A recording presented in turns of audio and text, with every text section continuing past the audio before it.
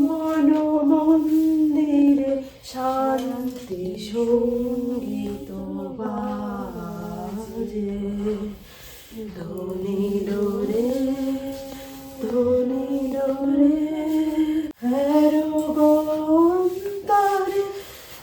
ভুলে যায় লাইনগুলো, মনে থাকে। সুন্দরে নিখিল সংসার বন্ধুরে সুনন্দিত মন্দিরে। বাবলাগুলো মুছে ঠাকুরের কাছে দিতে হবে।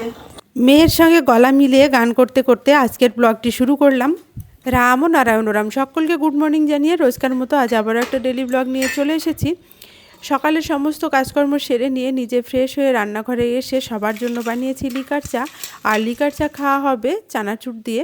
এই চানাচুরটা কলকাতা থেকে আনা হয়েছিল। কলকাতার যে দোকানের চানাচুর আমরা খেতে ভালোবাসি, মেয়েকে আনতে গিয়ে ওর বাবা সেখান থেকেই চানাচুরটা কিনে এনেছে। এবার সবার জন্য চা নিয়ে চলে এসেছি। আজ যেহেতু বেশ ঠান্ডা পড়ছিল, তাই সবাই মিলে একসঙ্গে বিছানায় বসেই চা খাচ্ছি। না হলে আমরা মেঝেতে বসেই চা খাই। ফুল ফ্যামিলি সবাই বসে চা খাচ্ছি আমরা।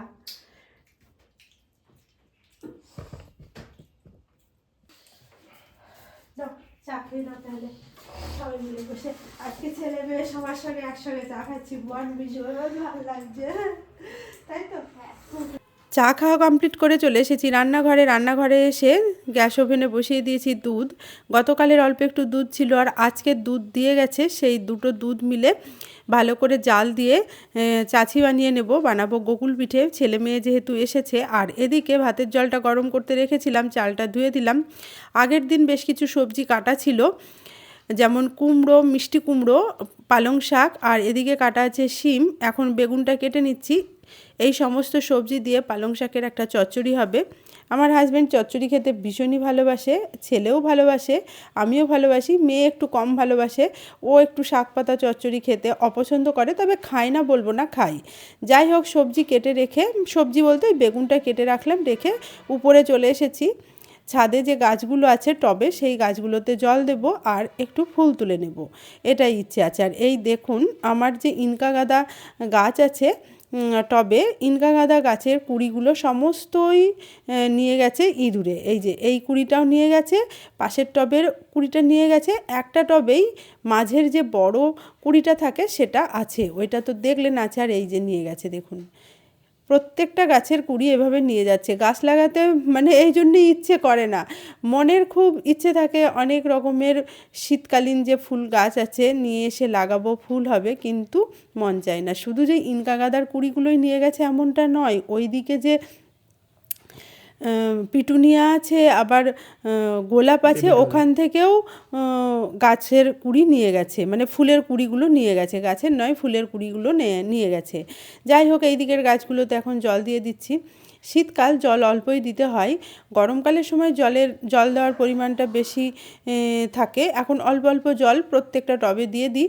আর শীতকাল সেহেতু একদিন বাদে বাদে জল দিলেও চলে, তবে এই দুদিন যেহেতু একটু রৌদ্রের পরিমাণ বেশি হচ্ছে, রৌদ্রের তেজটা বেশি আছে, তাই প্রতিদিনই জল দিতে হচ্ছে।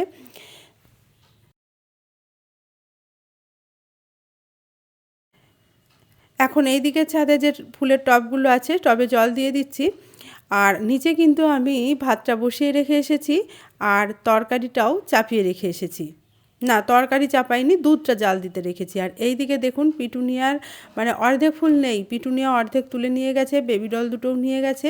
এদিকে কুড়িগুলো, এই যে কালারের পিটুনিয়াটা, পিঙ্ক কালারের সঙ্গে হোয়াইট কালারের, ওর কুড়িগুলো নিয়ে গেছে। গোলাপ ফুলের কুড়িটাও নিয়ে গেছে ইঁদুরের যদি এত উৎপাত হয় গাছ লাগাতে, কার মন চাইবে বলুন। মানে কি বলবো, কিছু তো বলার নেই। চন্দ্রমল্লিকারও মানে ফোটা ফুলগুলোও অনেকগুলো নিয়ে গেছে, তবুও চন্দ্রমল্লিকায় যেহেতু অনেক ফুল আছে, মনটা যাই হোক অতটা খারাপ করে না। আর এদিকের গাছটা তো একেবারে মানে কিছু নেই, শুধু পাতা কটা আছে, কুড়ি ফুল যা ছিল রক্তগাঁদার সব নিয়ে গেছে। আর আমার এই যে বানানো উনুনটাতে মাটি দিতে হবে, দেখুন ফেটে গেছে, সময় পাচ্ছি না, মাটি দিয়ে উনুনটাকে ভালো করে লেপে নিতে হবে। যাই হোক, এখন তো ছাদের কাজ সেরে নিচে চলে এসেছি রান্নাঘরে। আর আমার দুধটা দেখুন অনেকটাই রিডিউস হয়ে গেছে, দুধটা তো অনেকটা ছিল, কমে গেছে। যাই হোক, ক্ষীরটা এই ভাত হওয়ার পাশে পাশে হয়ে যাবে। ক্ষীর তো নয়, চাঁচি করে নেব একদম। আর এদিকে আমি বসিয়ে দিয়েছি পালং শাকের চচ্চড়িটা। পালং শাকটা বসিয়ে দিয়ে ভাতের ফ্যানটা উপর দিয়েছি, দিয়ে এখন সকালের খাবার দাবার নিয়ে চলে যাচ্ছি ছাদে। সকালের টিফিনটা আমরা ছাদে বসেই প্রায় দিনই খাই। এখন ছাদে চলে এসেছি টিফিন খাবো বলে। আর চচ্চড়িটা তো বসিয়ে রেখে এসেছি, এখন সবাইকে টিফিনটা সার্ভ করে দিচ্ছি। তবে চচ্চড়িটা বসিয়ে রাখার সময় একটা ভুল করে এসেছিলাম। কি ভুল করেছি সেটা নিচে গিয়ে ভিডিও করে রেখেছি, আমি আপনাদের সঙ্গে দেখাবো। যাই হোক, আজকে সকালে টিফিনে খাওয়া হচ্ছে আমাদের ছেঁড়া পরোটা, আর দোকান থেকে আনা হয়েছে ওই ছেঁড়া পরোটার সঙ্গেই তরকারি দেয়, সেই তরকারি, আর আছে রসগোল্লা। এটা দিয়েই আজকের টিফিনটা আমাদের হয়ে যাবে। মেয়ে এসেছে, মেয়ে তো বাইরে থাকে, এই ছেঁড়া পরোটা বা এই ধরনের টিফিনের খাবারগুলো ওর তো খাওয়া হয় না। ও আসলে আমরা চেষ্টা করি এই ধরনের খাবার একটু আনতে, যাতে ওর খাওয়াটা হয়ে যায়। ছেলেও বাইরে থাকে, ছেলেরও খাওয়া হয় না। ছেলে আসলেও এই ধরনের খাবারগুলো আনা হয়, তাহলে আমরা সবাই মিলে খাই আর কি। ছেলে মেয়ে আসলে তো ভালো লাগে, সবাই একসঙ্গে খাওয়া হয়। নিজেরা তো ছেলে মেয়ে না থাকলে সেটাও খাওয়া যায় না। যাই হোক, ছেঁড়া পরোটা আনা হয়েছে। আর আজকের তরকারিটা কিন্তু দোকান থেকে কিনে আনা হলেও খেতে বেশ ভালো লাগছিল। মানে মিষ্টি মিষ্টি তরকারি এই পরোটাগুলোর সঙ্গে সার্ভ করে, কিন্তু আজকের তরকারিটা মোটেও মিষ্টি ছিল না, খেতে ভীষণ ভালো ছিল। আপনাদের দাদাভাইকে আমি সার্ভ করে দিলাম, ছেলে মেয়েকেও সার্ভ করে দিয়েছি। ওরা খেয়ে রিভিউ দেবে, দেখুন কেমন হয়েছে খেতে, বলবে ওরা। অন্যদিন একটু বেশি মিষ্টি মিষ্টি হয়, আজকে তরকারিটা একদম ঠিকঠাক আছে, আর একদম এই পরোটাটা খুব টাটকা টাটকা, খুব ভালো লাগছে না?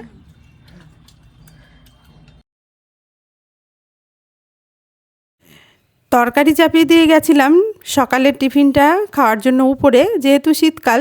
আর দেখুন আমার তরকারির অবস্থা।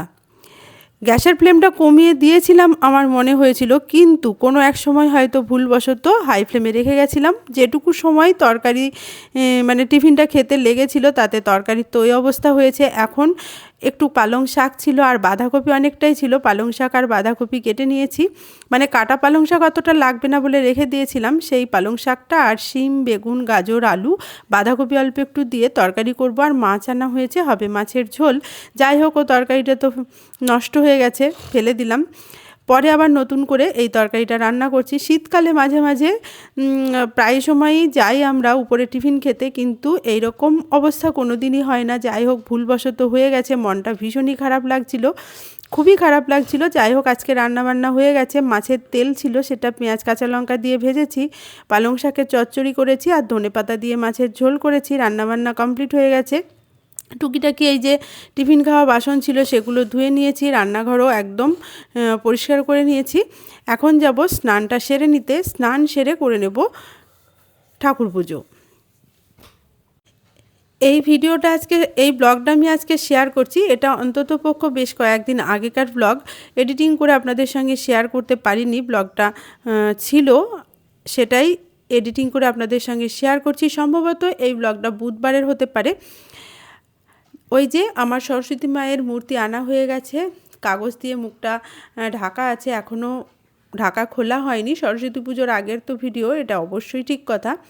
যাই হোক, সঠিক মনে নেই, ভুল হলেও একটু নিজ গুণে ক্ষমা করবেন।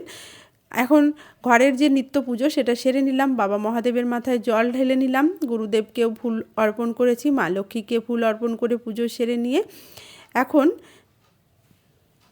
দুপুরের খাওয়া দাওয়াটা সেরে নেব। পুজো আমার কমপ্লিট হয়ে গেছে। এই যে আমার পুজো পাঠ কেমন লাগে আমাকে একটু কমেন্ট করে জানাবেন। সরস্বতী পুজো করব বলে মায়ের মূর্তি এনে রেখেছি। পুজোর বাজার করতে যাচ্ছি, তাই তো? হ্যাঁ, চলো, আমরা রেডি হয়ে গিয়েছি, আমরা বেরোবো, সরস্বতী পুজোর বাজার করতে যাচ্ছি। গতকাল তো প্রতিমা নিয়ে এসেছি, আর আজকে আরও বিশেষ কিছু টুকিটাকি বাজার আছে, সেগুলো সেরে নেবো। তাহলে আর তার সাথে একটু সাজুগুজোরও ব্যাপার থাকে, বিভিন্ন রকম কিছু কেনা আছে, কিনবো, তাই তো? হ্যাঁ, সাজুগুজোর জিনিস। ঠিক আছে, চলুন। ইতিমধ্যেই চলে এসেছি মার্কেটে। যেহেতু তারপরের দিন সরস্বতী পুজো, সম্ভবত এই ব্লগটি বুধবারের ছিল, সেহেতু বাজারে অনেক মায়ের মূর্তি এসেছে। সেখান থেকে বেশ কিছু মূর্তি দেখলাম। আমাদের তো মূর্তি নেওয়া হয়ে গেছে, আর আমাদের যে বাজারপত্র ছিল সেগুলো সব করে নিয়েছি।